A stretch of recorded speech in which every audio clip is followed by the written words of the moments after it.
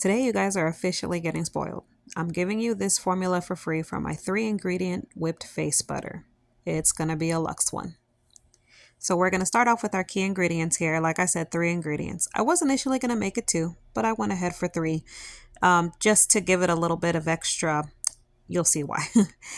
So I start with Kokum butter. It's non-comedogenic and it has a lot of naturally occurring stearic acid.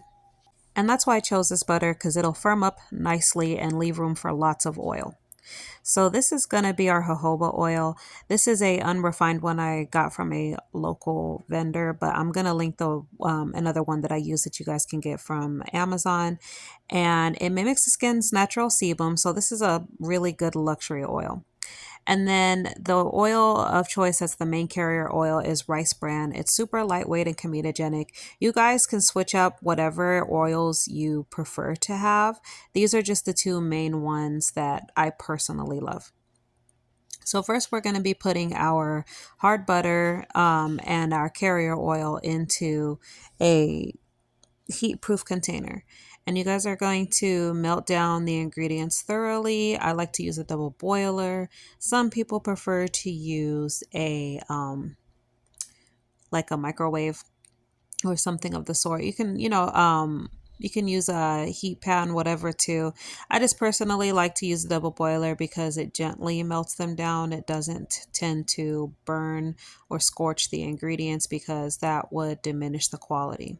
So these are the 2 ingredients you want to add. I say, like, for your special oil, the one that, that's not your carrier oil, that may be heat sensitive, you're going to want to wait to add that in after it's done cooling. So I remove the heat and I'm going to kind of immediately start mixing away.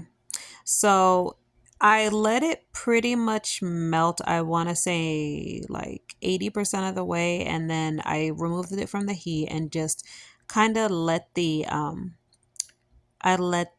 butter just slowly melt with the oil, with the heat that was already there, because sometimes I say melt it thoroughly, right? So just make sure that there's no clumps or chunks, especially with a hard butter, because you will feel that grittiness if you do not melt them down properly. But I'm a pro. I've been doing this for quite a few years now. So I melted it down most of the way, and then I'm mixing it now so you can still see that it is all the way melted down. Now you guys are going to be whipping quite a bit here. And this is just so that I'm doing it to kind of help it cool down. And you guys can put it in the freezer or anything like that, but whipping it mildly while it's still warm ensures that all the ingredients are going to be mixed thoroughly. And you guys should whip it until you get like this kind of whitish milky phase that you see here, where it begins to turn white. That means it's beginning to cool. But let me tell you guys, butters take several hours to firm up, okay? And all butters will firm up. They're not going to remain like this. So a lot of people get frustrated at this point because they don't know that butters take so long to settle. Even if you're going to be using the freezer or refrigerator, I highly recommend just waiting the overnight, full 12 hours before seeing how your butter sets up. And you can play with different ratios and different butters. But as you can see in the formula, this whipped body butter has less than 30% butter. Now, if you try to pull this with like a mango butter or even a shea butter, you're going to have a very loose liquidy oil. The one reason that you get away with this in a formulation with a higher, or I should say a harder butter, especially like Kokum butter, because unlike cocoa butter, Kokum butter is it's more dry and brittle. It has a lot more stearic acid, and it's weird saying that about butter because it's just a hard oil. And also with these guys, have realistic expectations for what the final feel is going to be like. Even though this is lightweight, there is no such thing as a non-greasy body butter. It either absorbs quick or it doesn't. Greasy slash oily, because butter is inherently solid oil. So that's what's going on your skin, is all oils and butters here. So it is going to feel oily. If you are looking for a different type of feel, you're going to want to get an emulsified butter or lotion, which is a completely different product, but they, if you know how to formulate if you're good at it, then you can kind of make them feel somewhat similar, but they're still different.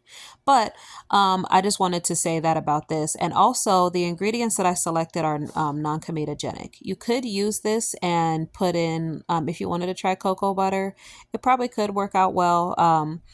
As well, because that's another hard butter, but that one wouldn't be, I would not recommend that for the face, because cocoa butter can be comedogenic, so it can clog the face. Just like mine, I have acne prone skin, so if I put the wrong kind of oils on, I will definitely break out. Same thing with coconut oil. I would recommend using babasu oil if you wanted to get that in there. And you can try your own oils, but just remember that liquid oils are going to give this a more watery finish. And it just kind of depends on which butters you're playing with. So you want to make sure that you stay close in properties. I use the hardest butters that they have. I think another one that would work well, very, very similar to Kokum butter, is refined sow seed butter. But again, that one may come up as comedogenic, so it may not be ideal for a face butter, but it could be excellent for a body butter, especially those of you that aren't trying to use nut butters for allergy reasons. South seed butter is another good one, and cocoa comes from a fruit seed, so it's another one that's really good for the body. But this one is, like, I want to say, like I was telling you, the dry butter, so it's going to absorb pretty quickly. And you can use, for the jojoba, you can use like rose hip, you can use jojoba oil, you can use any sort of like fruit or aloe vera oils. And this is the part where I'm going to add that in. See, I mixed it for a while, let it cool down. It's even more milky, getting that air in there. And this is the jojoba oil, just so that because it's heat sensitive, I don't want it to get its properties ruined in the heat phase. So I make sure that this is nice and cooled down before I add it. And then again, I'm just going to mix it in.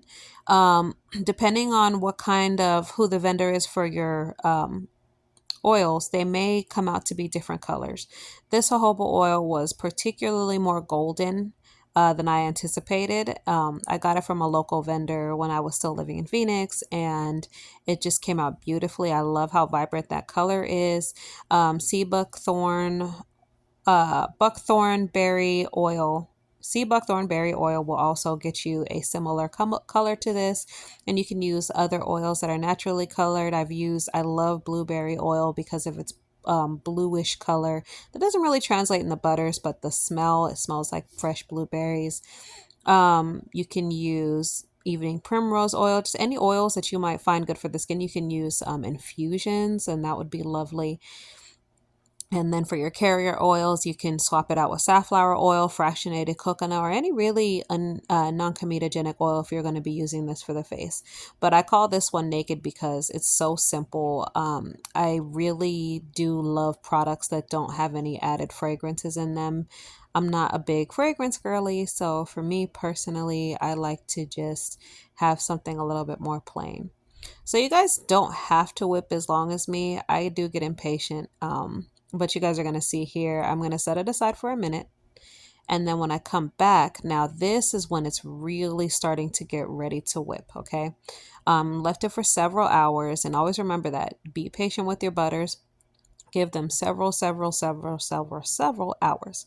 The special thing about this butter in particular is that because it's using kokum butter, you get to use a lot more oil. Now, it will be more prone to melting. I will tell you that the butters that have more percentage of oil than butter and don't have any waxes are going to be more melty. They're going to melt on contact with the skin. So that means if I do not recommend shipping this item, it's going to be pretty much liquid oil by the time your customer gets it. And you know how people get about getting just complete liquid butters. But this is where it's going to start to fluff up and froth up here. You can see it getting a little bit thicker. And even if you wanted to stop and pour your butter instead of piping it into your containers, this is where you would do that. And it still comes out completely like fluffy and nice and whipped, so you can have a pourable whipped butter. But I really like to fluff it all the way. I just love the texture. It's a personal preference for me. So a lot of people are anti-whip now, but I personally still love a good whipped body butter, even if it's just for me and myself.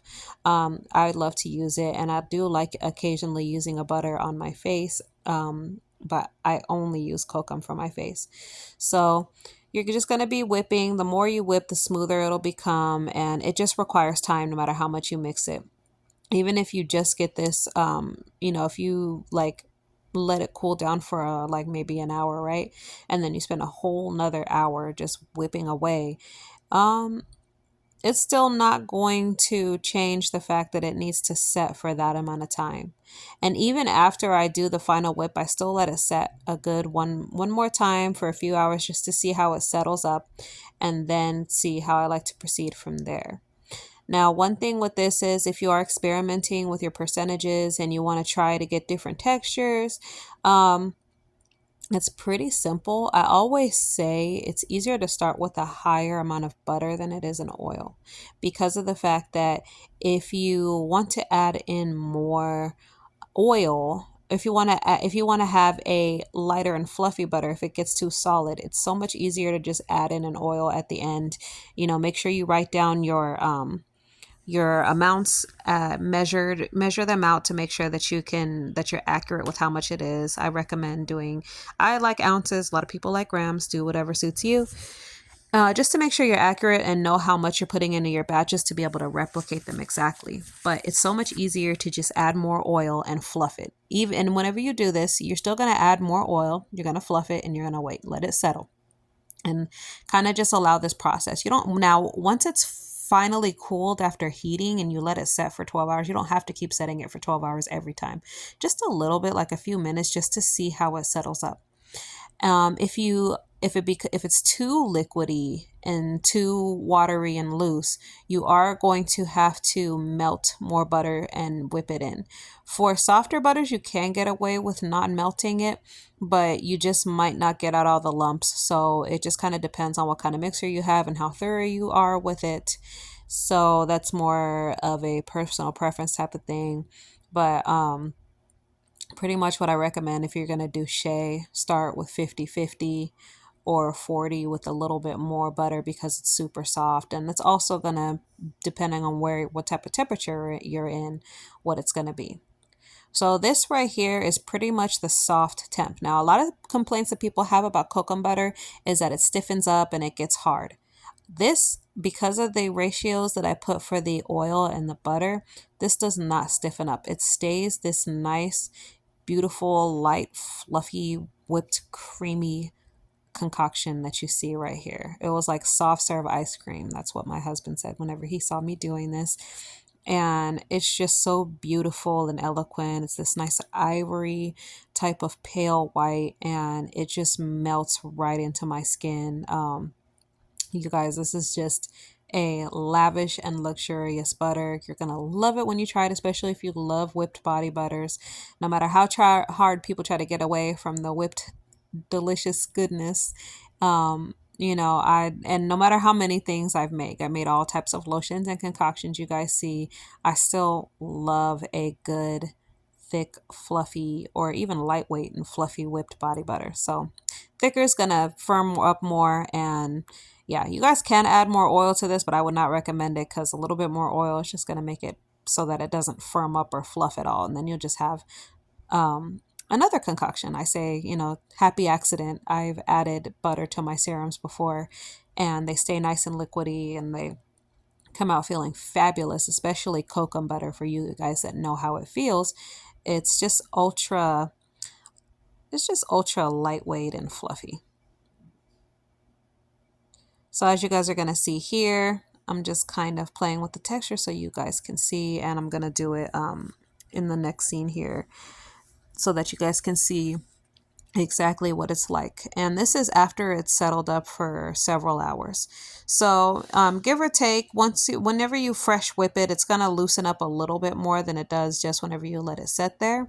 So you're just going to want to keep that in mind whenever it comes to, um, you know, when you're going to jar it and looking at what the final texture is going to be. And then this right here, is the finale. This is after it has set up, after the final whip, after I whipped it again and let it set some more. This is what the final texture is like. It's lightweight, it's fluffy, it's a perfect facial product, especially for the you guys that don't like heavy products on your face. This is even great to wear overnight or during the day. A very little bit goes a very long way, and it just like the name and what it is, it just goes into the skin like butter and makes your skin feel super silky and soft. This nice pearlescent white is what you're going to get. And she's just a beauty, a masterpiece. I hope you guys like it, and I'll see you on the next one.